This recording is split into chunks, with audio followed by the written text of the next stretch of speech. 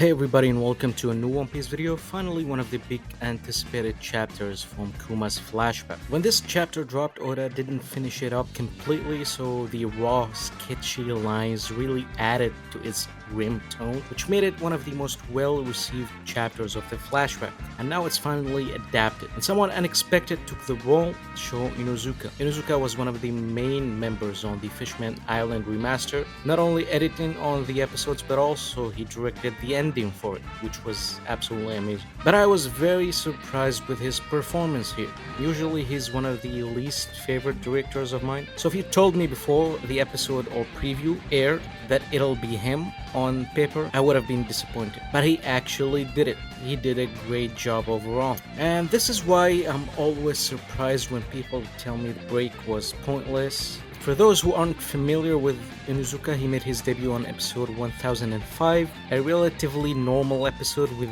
insane climax. And then his performance really started going up and down to the point he became one of the directors that don't really hit for me anymore. Especially when given extremely important episodes like 1046, 1069, and 1093. And with episode 1082, it was the breaking point for me. I just did not consider his episodes fun. For someone who's trusted with very big episodes. For example, the Shanks hockey episode felt disjointed. Even the soundtracks were non-existent or cut at the wrong time. And the important moments felt too dry.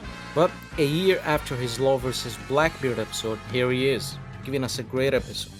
It seems he gained more experience with the Fishman Island remaster because in his episode he paid a lot of more attention to colors, lighting, and overall tone. The episode had no recap and the title appears several minutes in. The muted colors and grim tone was perfect here. Even Kuma's behavior and voice acting really told you how much he was broken after Ginny's kidnapping. Inuzuka storyboarded pretty good action here, and many shots in the first half here had good perspective. Also, the lack of soundtrack alongside the muted colors was extremely beneficial for such a chapter. You'd often only hear the wind or the coat, the rain, the lightning. It made things very serious and atmospheric as it should. Even after liberating the country, you feel the expressionless shots of Kuma or the focus on his hands covered in blood. There are many behind the objects type of shots in Inuzuka's storyboard, so that was cool as well. In Ginny's cuts, the compositing was really incredible, and it's important here to emphasize Ginny's struggle with the sunlight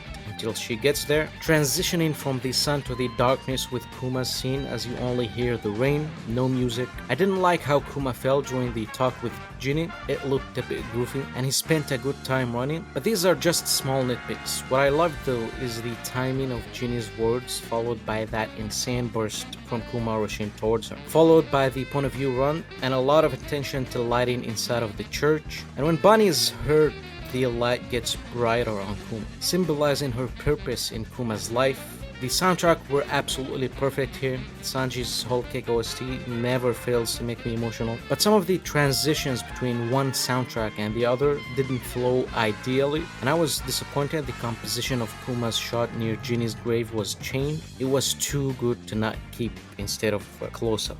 It's not bad, but everything Oda drew was too powerful in that chapter, and that panel felt too atmospheric. So yeah, overall amazing first half, but Inuzuka continues to do well all the way through. Another nitpick I have is that I felt the negative space cuts were spammed a bit. Usually its purpose is to make something stand out from the norm, so having a lot of it isn't always ideal. In the second half, the decision to extend the montage with the amazing soundtracks and page flip style was very wholesome. The animation directors are Shigefumi Shingaki and Shuichi Ito. Shingaki is a controversial animation director, but he's way better than before. I still think he struggles with the anatomy for characters like Kuma or Kaido. You'd see Kuma's arms being small here sometimes, but the close-ups were really good, and that's what was more important in the chapter. I think he handled the first half or most of it. Shuichi Ito is known for his distinct round faces and eyes. He was mainly present in the second half of the episode. He's a good animation director. For the animation highlights, I like the character acting on Bonnie in the second half. Ginny also got a very cool cut. The main highlight was Kumar rushing to the church. It had very good effects and felt bombastic. I also liked the background animation on the point of view cut, and the weight was taken into consideration with Kumar running here. It felt believable.